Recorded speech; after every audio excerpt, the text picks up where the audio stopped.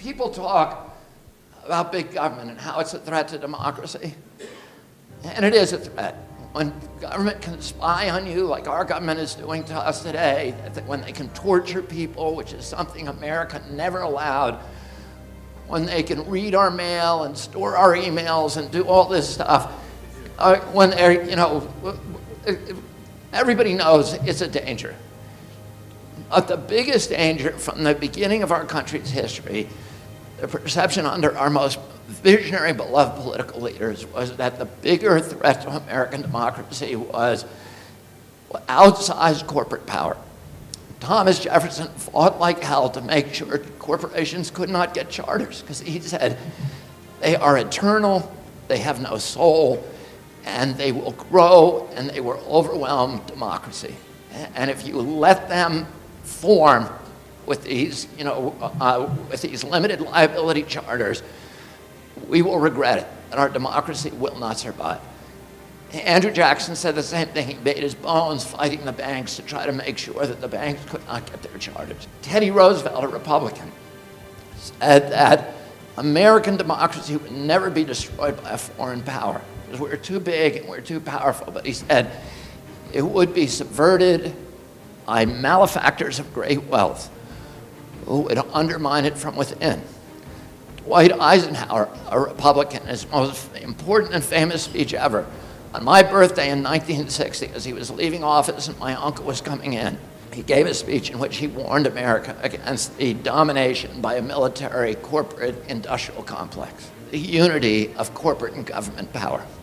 Abraham Lincoln, founder of the Republican Party, and the greatest president probably in our history, at the height of the Civil War, said, I have the South in front of me and I have the corporations behind me.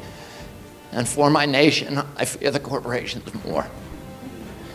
And Franklin Roosevelt said during World War II that the domination of government by corporate power is, quote, the essence of fascism. And Benito Mussolini, who had an insider's view of that process, said essentially the same thing. He complained that fascism should not be called fascism, it should be called corporatism, because it was the merger of state and corporate power. And today, we are living that, what they warned us about.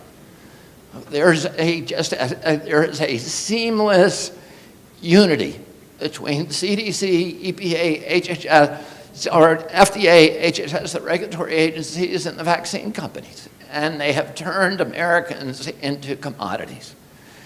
And we have to understand as a nation that the domination of business by government is called communism.